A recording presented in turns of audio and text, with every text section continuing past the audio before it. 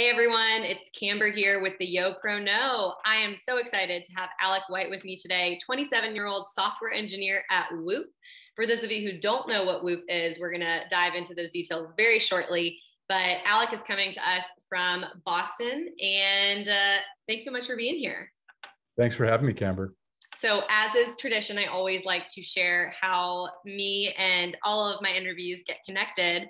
And Alec and I actually go way back. So you've actually seen some interviews before with people that I've interviewed from his high school. That's how we got connected. Maybe even middle school. I don't even remember at this point. And we were just talking briefly before the interview. We're actually going to be in a wedding together, the same wedding this summer. So we've got a lot of connections, but we haven't seen each other in person in years. Yeah, actually, it was great listening to one of your old podcasts featuring Braxton.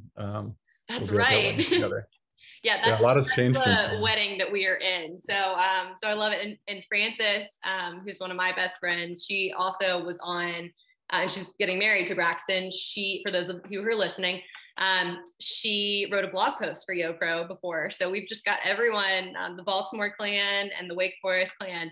But that's enough about connections for now. Alec, tell me a little bit more about your background. So obviously we know where you're from, but tell us about how you got to Boston, and then we'll dive into the details.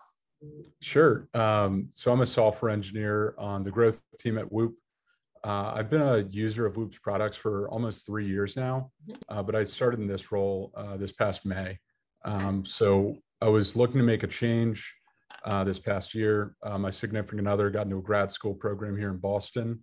And when I was going through the job search, the first company that I was excited about was Whoop. So when I went to that interview and got the offer, I couldn't accept it fast enough. That's really cool because you were actually a user. So you knew a little bit about the product before, and you kind of had that behind the scenes knowledge. So what a great person to hire and a great candidate. Tell us about maybe go back to college, right? So you were at Wake. What drew you to this career path? Did you always know that you were going to become a software engineer? Tell us a little bit more about that. Sure. So leaving high school, I thought maybe I'd study history, philosophy, or English because I really enjoyed those subjects in high school. Didn't really branch out too much into programming until I took just one of those divisional classes at Wake Forest. And that really opened my eyes to computer science, programming, and how that could be a career path. So after taking 2 semesters of classes, I dropped the idea of doing anything in the humanities and really jumped right into computer science and then an entrepreneurship minor. I knew I wanted to build something, and I really learned those tools that I can now apply today. Great. And I love that you did that entrepreneur minor, because everyone today always talks about having that entrepreneurial mindset, just regardless. So I think you maybe were a little ahead of the curve by doing that. So tell us a little bit more about Whoop. So for people who are listening or watching, they might have no idea what Whoop is. I only know it because my boyfriend is a huge Whoop fan, and it seems like he tells every single person we know about it. So I only know about it because of that. But for those in the audience who might not know, please explain what Whoop is and what you guys do. Great. Yeah. So Whoop is a 24/7 fitness wearable. I like to think it's more than just fitness. It's health and wellness. One of the things we're really good at is recovery and sleep. That's the reason I got onto the platform a few years ago. As a young professional, I was struggling with burning out, pushing myself too hard when working or working out. And I had trouble finding that balance. So the biggest impact for me was getting a recovery score. So I know when to push myself physically and even mentally when I'm burned out. So getting 8 hours of sleep, you might not be fully rested. That could be mentally or physically. So we provide insights for people from elite athletes to everyday people like me who are just working 9-to-5 jobs to help us do better every day. Yeah. And I can, say just from experience of my boyfriend, but also some other people who I know who have had it and who use it, it really becomes part of your lifestyle. And that's really special. One thing in particular, you see a ton of professional athletes, like you had mentioned, using this. So, I mean, I feel like every other day I see an ad for Whoop. So you guys are definitely doing something right. How big is the company, and what does that dynamic look like? So the company's grown a lot recently. We just closed a series back in July, I believe. 2 years ago, it was under 100 employees. It's been around for about 10 years now. Okay. We're now on our fourth generation of our wearable. And now we're hovering between 700 and almost 1,000 employees. So it's been big growth.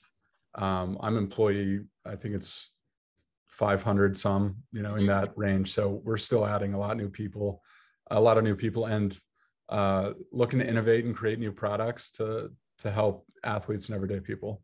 Yeah, very cool. And tell us a little bit more about, like, walk us through what you do for Whoop. Like, I know you already told us about, what your position is, but how does it show up? Like, if I were to look on my phone and see, the app, like, is that where we would maybe see some of your work, or is it really behind the scenes? Tell us a little bit more about that. So as far as core product goes, I don't interact too much with that. I'm mainly on the membership side. Okay. So after we acquire a customer, everything from fulfillment to the end of your membership, if you were to churn, that's what I deal with. I'm a full stack engineer, which means I write back end and front end. So that's both the logic that powers things as well as the actual user experience, the user interface that you're looking at. That's mainly in a web app. And then some of the things I've worked on have been in the app when you're going to manage your membership to upgrade to Whoop Pro, or get a longer term, renew, and even cancellation. Okay. Very cool. Yeah, I always have to ask, because especially if it's a customer facing product that people know, I always like to see, what part do you as the young professional play? So thank you for sharing that. One thing that you mentioned earlier, Alec, was the fact that, the wearable that you guys create and provide and sell to people is really, the reason that you like it is because of this recovery aspect. And so me being the YoPro founder, thinking of all things retention, I have to wonder, how does Whoop as a company, and how does the leadership instill that kind of anti burnout mentality in the workplace? I mean, do they? And like, that's, I guess, the first question, do they? And then two, why do you stay? So you've been there since May, and why do you stay? So of course, that's where my mind goes. So try to unpack that if you can. Great. So I really enjoy the transparency we have at Whoop. Every Friday, we have this lunch meeting where we go over directives and happenings all across the company. And it's really awesome to have that transparency of knowing what's going to happen in the future, whether it's raw business numbers to potential new releases of features and products. That paired with Whoop Labs, where we can sign up to be guinea pigs ourselves and test the latest, the latest wearables we have, whether that's new garments or other devices. And I really enjoy that. So it's more of I'm passionate about doing what I can to help the mission go forward. It's one of the reasons why I chose Whoop. In general, I really agreed with the mission. I thought it was a good company with good values. We do have a mantra or a motto of move at an uncomfortable pace, which is, I guess, pretty common in startups as startups scale, to push things further and not settle. So as far as tempering a balance for burnout, we don't force people into a box with, you have to do 9 to 5 or you have to do overtime. I think it's more of an ownership culture. So you can pick and choose how dedicated you want to be, as long as you're meeting your baseline objectives. I love that, ownership culture. That's a great way to phrase it. I don't know if I think I've always just kind of called that the non-micromanager culture, but I like, that's a better spin on that. The ownership culture. I love that.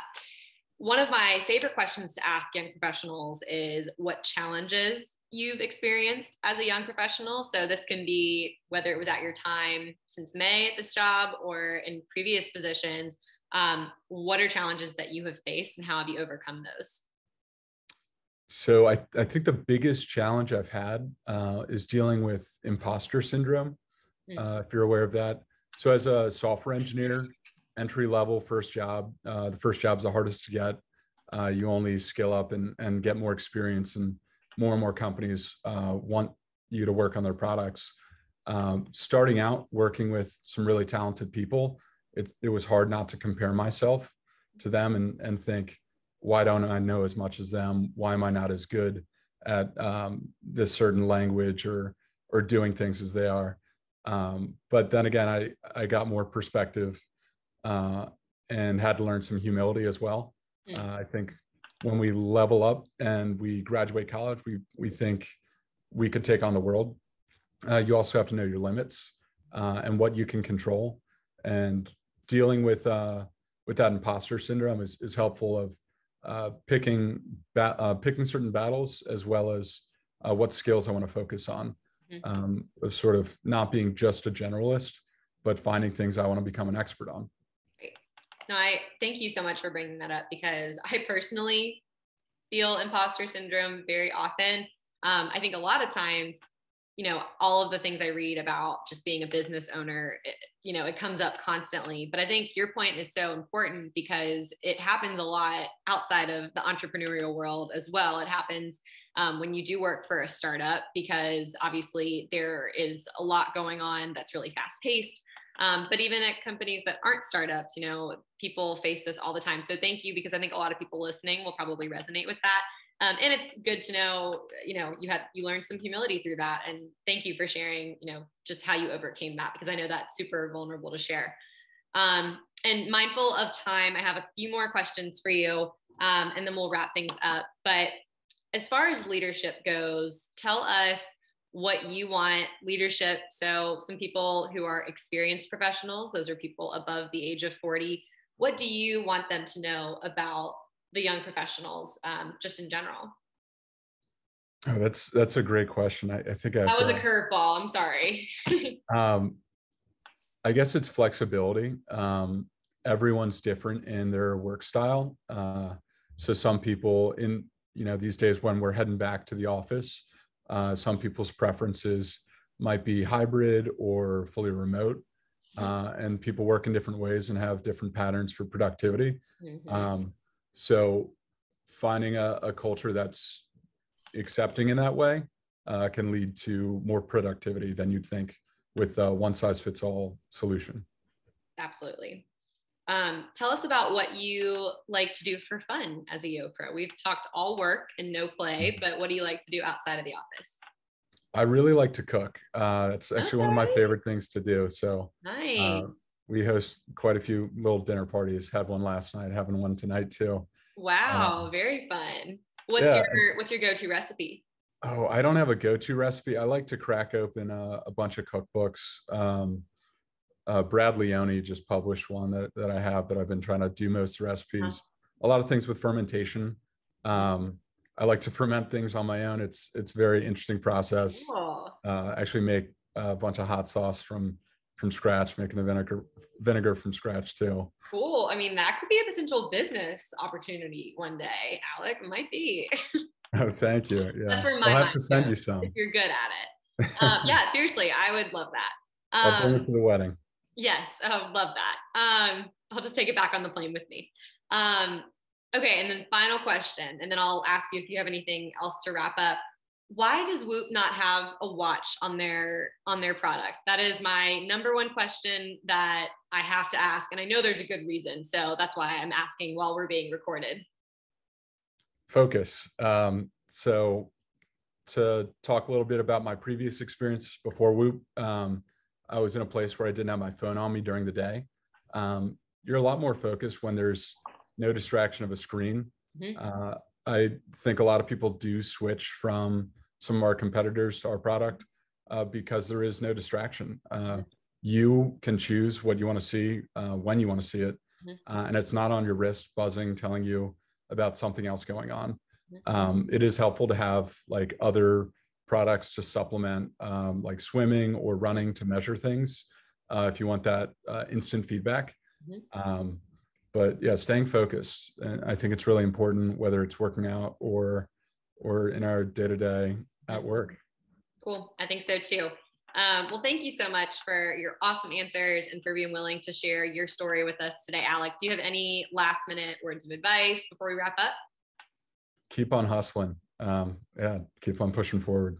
Great way to end the interview. Thanks so much. I will look forward to sharing this interview soon. But before we leave, I think you said that you do have a promo code for people. I do. So if you're interested in trying out Whoop, if you go to join.whoop.com/AlecW, ALECW, you'll get 1 month free. Awesome. Thank you so much. We're excited to share that with everyone, and we'll make sure that it's available to all who are listening today. Awesome. Thank you so much, Camber. Thanks.